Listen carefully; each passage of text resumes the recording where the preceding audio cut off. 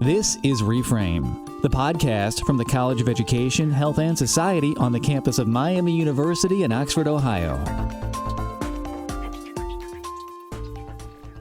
The Synnovation Lab is not like other labs, and it all began with a simple thought experiment. What would you do if you could recreate school all over again? How would you do it? What would you keep? What would you change? What if there were no more lectures or worksheets? No bells to tell students when to switch classrooms, or even set schedules for when students all took the same test. Instead, what if school became a place where students could create their day as they saw fit? Where projects were inspired by their personal interests? Where teachers became activators, mentors, and motivators instead of authority figures that simply relayed information to students from the front of a class? Not long ago, these are the kinds of questions swirling throughout the halls of Sycamore High School, a large suburban public high school in Cincinnati, Ohio. They set out to create a modern, self-paced learning environment that encouraged students to take more ownership of their education. It would be an environment that would be far less structured than a traditional classroom, and one that could help prepare students for the present-day world they would soon join. And that is how it all began. Today, the Synnovation Lab just completed its first full year at Sycamore, and students have said that it's already helped them to see school in a whole new way. It's overseen by a small group of teachers, several of whom are Miami University alumni. They interact with students to monitor their progress and achievement, and offer advice and guidance, and just to help students work through problems as they arise. We'll meet a few of those teachers in a little bit, but first, let's meet two students. Hi, I'm Isabelle. I'm in 10th grade. I'm a sophomore. Hello, my name is Jake. I'm also a sophomore and or 10th grade, whichever way you look at it. Here's how Isabelle and Jake describe the Synnovation Lab. You have almost complete control over your day at almost all points. So you can do whatever you want, whenever you want, basically, as long as it's in our community norms that we all decided for ourselves. In a traditional classroom, when there's work time, I think it's usually silent. And so it's kind of weird to be in a space where there's 100 kids and they're just talking. And that's pretty normal for our days. We are able to work in groups, we're able to work individually, but we are pretty social kids. And so we are constantly talking. But we get work done and we get our stuff done. So what are you working on today? Math. Yeah, today's a math day. Yes. We're trying to get an entire unit done by the end of the week. I don't know if you are. I'm trying to get it done by today. I'm trying to get it done by tomorrow. So I am doing an entire unit in 2 days, and that would normally be about 2 weeks in a traditional classroom. But since I don't have to stop and start and listen to a teacher for 45 minutes, I can do it in that 2-day time period. It makes it really easy to get work done.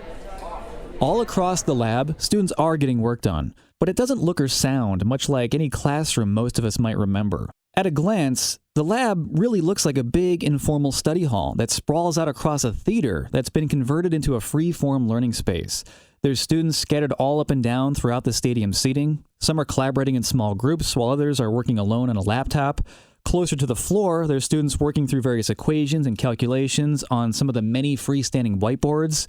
And up front, where the theater stage would be, teachers are conversing with other small groups of students who are seated around several rectangular tables. Everyone in here is studying their 4 core subjects. The lab covers English, math, science, and social studies, as well as one project-based learning assignment that the students get to choose for themselves.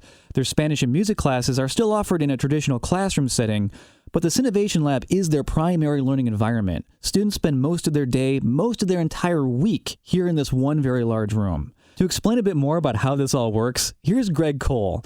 He's a Miami alum, a graduate of Miami's Department of Teacher Education, and a social studies teacher who works in the lab full-time. Technically, it's a school within a school model, so all the students are enrolled in Sycamore High School. There's 50 freshmen, 50 sophomores this year. Those 2 groups will matriculate to sophomores and juniors, and we'll add 50 new freshmen. And so the students are enrolled in here in their 4 core classes, and a PBL course, a project-based learning course. And during that time, they get to choose what to work on and how long. So as opposed to being issued a schedule by the school, they get to decide, maybe I want to start my day by doing some math for 30 minutes, then I'll transition to science, like maybe do some social studies, I want to do English after lunch, or any mix-up of that, and they do their work until they're done with it. And so one of the things that we believe is that if that self-pacing that the students can move on when they're ready. And so for some students, that means that maybe it only took them 30 minutes to do something that it would have been allotted an hour in a traditional course. Maybe they needed 2 hours, right? So that they needed longer to understand that, especially we see that in math and in science, that some of those concepts are really difficult, and it gives them a chance to work on that. And so as you can imagine, that self-pacing structure means that not everybody's taking a test at the same time. And so typically, as this is my 17th year teaching, I would just almost every other Thursday have a history test. Well, some students probably would have been ready for that test after 2 days of instruction, and some students might need a whole other week. And so in here we can kind of accommodate that self-pacing based upon their need. So that's one of the foundations, is just that self-paced learning and the personalization of that as much as possible. And the other one is the project-based learning component. And so each of the students chose a project that they wanted to work on. If you kind of think of, if you had a chance to study something to help solve a problem during the school day, what would you do? And so we had some students who built, in essence, a generator out of a bicycle, other students who are working on poverty programs, some students who helped us design an attendance system. So kind of like that personalization of learning and the project-based learning are probably the two pillars of this Synnovation lab.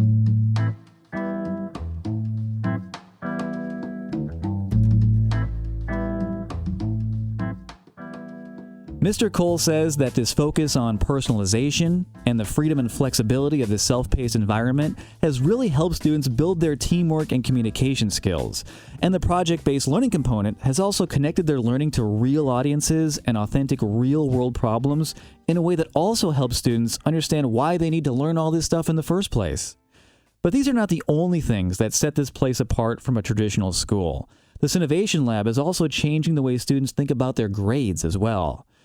Of course, there are still grades, and there are still tests, but the novel idea here is that there's no longer such a thing as a failing grade. Instead, students either get an A, or a B, or an incomplete. Anything less than a B is considered incomplete. So if they turn in work that would normally be a C or lower, they do it again, and again, and again, if necessary, until they master it. And so I think what it does is it says, hey, we just want you to do your best, right? Don't worry about grades. You're going to get either an A or a B, and we're going to work on that process with you until you get it back. And so there are some people who are concerned that what students will do is they'll just keep trying things over and over and over again until they get that A or B. Well, I mean, just like all humans, eventually they realize, you know what? It's probably just a lot better and easier to do my best the first time, to get consistent feedback from the teacher, so that really I'm less of a teacher, more of a coach. I was a coach for a long time, and in essence what happens is every single day I help my players work through where they're at to get them ready for a game, right? And to get them game ready. Well, I kind of feel like that's how it is in here as well, is that I'm not here to teach you and to give you information. I'm here to coach you along on your process, help out where I can, push you where I can, provide context where I can, help you do the best you can. But really it's student ownership of learning, and my job is to coach them up. At first, thinking about learning in this way was a big shift for a lot of students, because not all of them were honor students, or even students who were used to getting all A's and B's. In fact, all 100 participants make up a cross-section of students that match the profile of the entire school. So, on one end of the spectrum, there are some students here with learning disabilities, while on the other, there are those who got perfect pre-ACT scores, and then students who fall everywhere in between, and they're all mixed in here together. And then, so as a teacher, again, I'm the social studies teacher. What that means is that all students are at different places, they ask different depth of questions, and so I'm really able to coach up each individual kid where they are. And so one kid, a conversation on globalization could be really, really short. Another one, we might need 3 conversations, right? We might need 3 sit downs to just really, so I know that they get it. And our math teacher, Mr. Yulin, does a great job of talking about how in math, if you get a 60% on a math test, normally you pass, right? But you've also missed 40% of the math content, and that builds up over time. And so just making sure that the students have mastered their learning. So we really try to talk about mastery-based learning, that you've mastered your learning before you move on. And so what that means is that if you're on chapter 3, that means you've mastered chapter 1 and 2, not gotten a 60%, not failed and just moved on to the next chapter. And so for some students, that means that they'll need into the summer to finish the course, to really make sure that they understand it. But we really feel that means that they're going to learn it, and that with fidelity, they'll be prepared for next year and obviously for life beyond. It's totally, completely different. It's completely different than how I grew up. Testing has changed, the AP tests have changed, the workforce has changed. And so what we're trying to do is we're trying to think about when you go to work at Procter & Gamble, obviously they're a large employer in the area, what is that going to look like? What are you going to need to be successful there? Working on a team, communicating, evaluating, thinking for yourself, taking ownership of a project, keep working at it until you get better. That's what Procter & Gamble wants. Nobody at Procter & Gamble is going to come and give you information for 30 minutes and then come back later and ask you if you understood that and you're ready to go. They're going to expect that you are going to go out and look for the information that you need to understand it better. Come check in when you have questions, get continual feedback from your manager or your director or whoever it is. How successful do you think the lab's been so far? Do you have any sense of that? Yep. We get asked, what data do you have, right? And how do you capture responsibility? How do you capture ownership? A couple of data points that we've had, our attendance is through the roof. Kids come every day. Like, you can look at it, we've got 100 kids, 2 of them are absent today, right? And neither one of those are absent because they're avoiding a test. They're not absent because they didn't do a project or a homework assignment, because in a self-paced environment, if you're not ready for the test, you say, hey, I think I need one more day of prepping. Our discipline is in essence 0. Discipline referrals, those are 2 data points. Obviously there's other academic measures that we'd be interested in, but just that ownership of learning, that success. And so we're going to really attempt at tracking our students as they go to college, as they go into the workforce, and really track them and see, how is it you feel. But based upon our interviews, we do parent-teacher conferences a little bit different. The students run it, and they are reflecting on how they're doing, what they need to work on, what's going well, what's not. We really rely on student feedback and just the maturity, and these are freshmen and sophomores. And so that's what I think you might be impressed with, is when you talk to them, they make eye contact. They can tell you what they believe, they can back up their beliefs and what they're doing, they can tell you how they struggle. And so for 14 and 15-year-olds to be able to do that, I think is very impressive.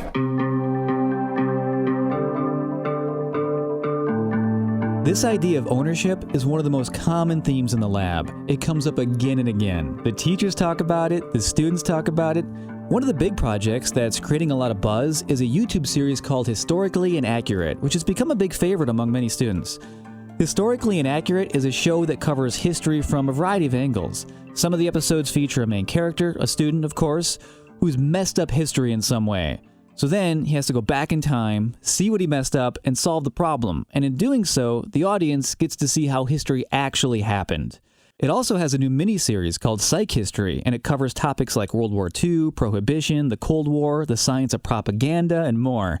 The creator and current showrunner is a student named Will, who had the idea after being encouraged to run with his history lessons in a way that interested him. Well, the funny thing is that it started as me being bored in history class. That's really how it started. I went the first 2 weeks without doing any history, and I just was not feeling it. I don't know. I've never really previously been interested in history, especially not to the point I am now.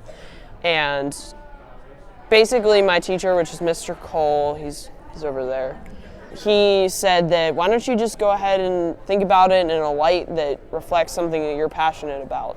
And at the time, I was like a hyper nerd, and I decided psychology was what I wanted to talk about with my history. So I wrote this essay about how the Common Sense by Thomas Paine reflected some various psychological principles about persuasion. And I took that essay, it's about 2 pages. And I kind of asked him, like, what do you want me to do with this now that I've written it? And he's like, I want it to be an actual product, like something that people can see.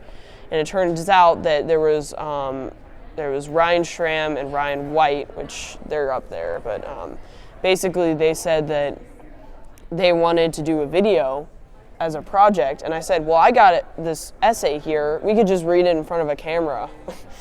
So that was the first video. It obviously wasn't very entertaining. If you look at it, and I can show you later, the difference between the beginning of the year to where we are now. Now we have like actual acting and stuff. We have plots. We're kind of doing this new video series called Historically Inaccurate, because that's the name of our channel.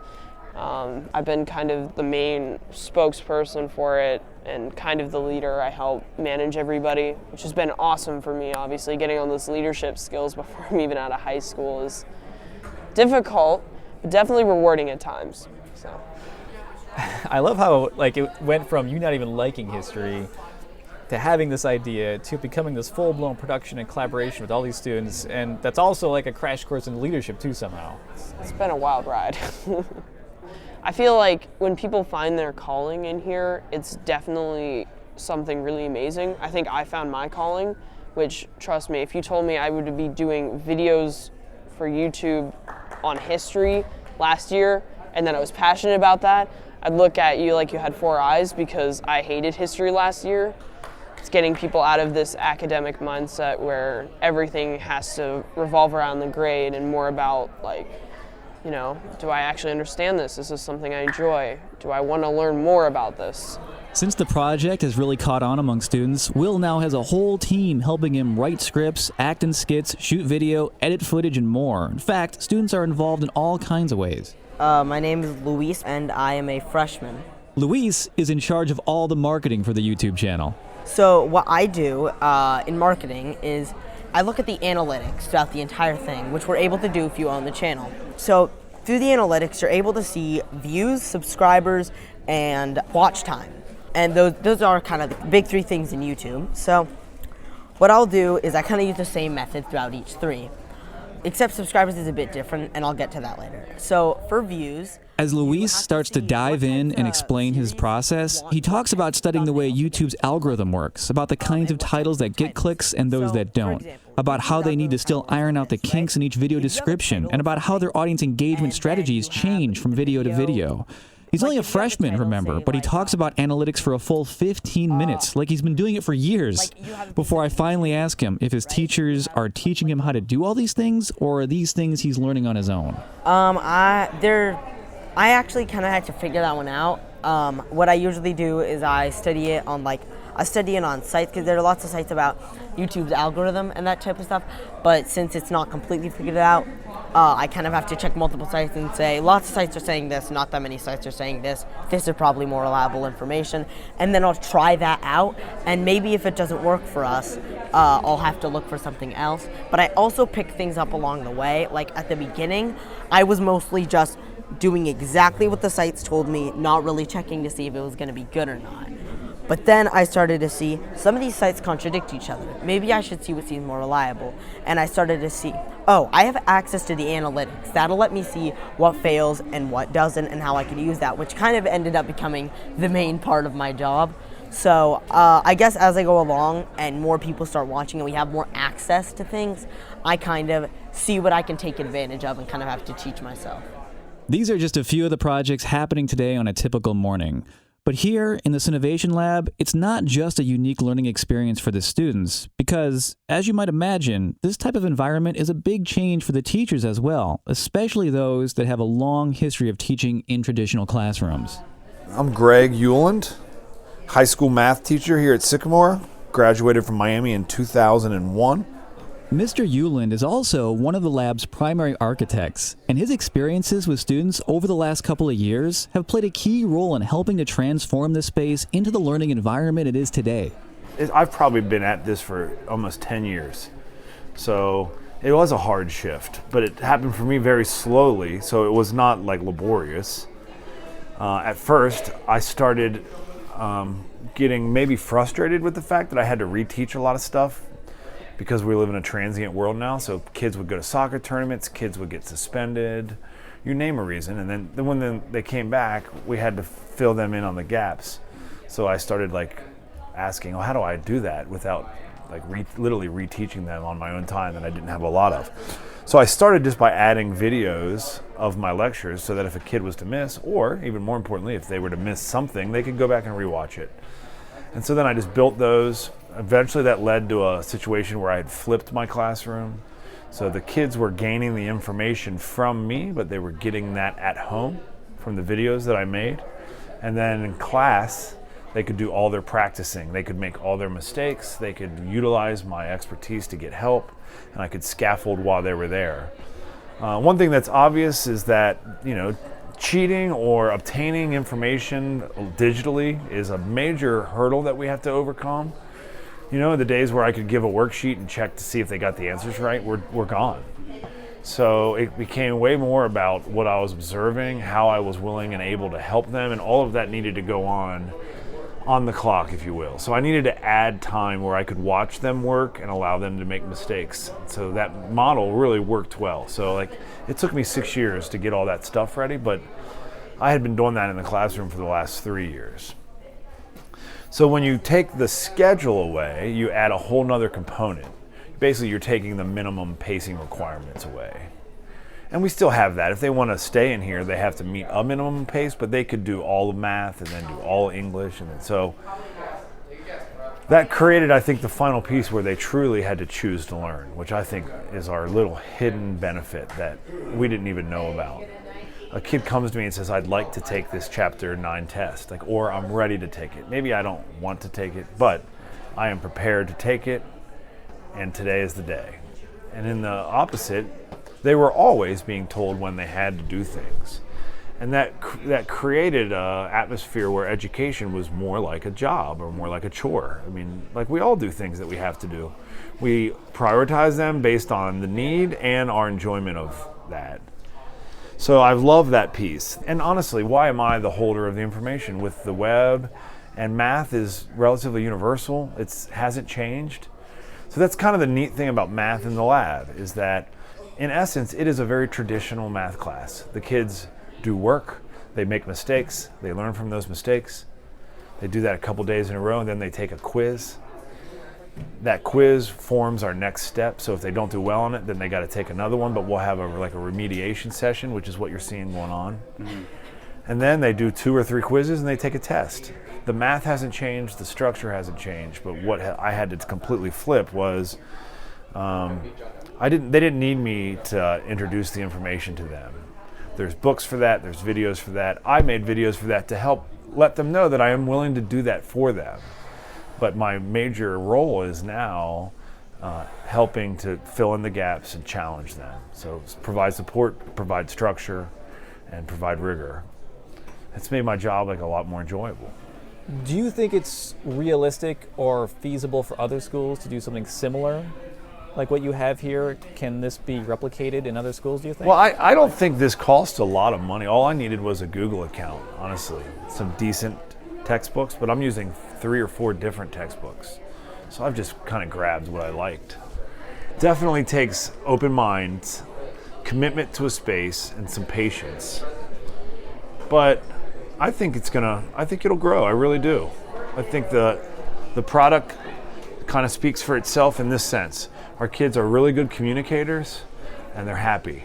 And like you can't say that about a lot of kids these days. They, I think, are possessing some really important modern day skills. And schools are looking for a way to do that. I also think we're going to get away from this No Child Left Behind, strictly test-based educational system. It served its purpose. It raised the stakes. It raised the expectation. But I think this idea that every student in the country, or that a student in Montana should be educated in the same way as a student in Manhattan, hopefully that'll go by the wayside soon. We can start personalizing this again to what the kids need and what they deserve and maybe even what they want a little bit. We want to thank Sycamore High School and its staff for letting us tour the Synnovation Lab and visit with students.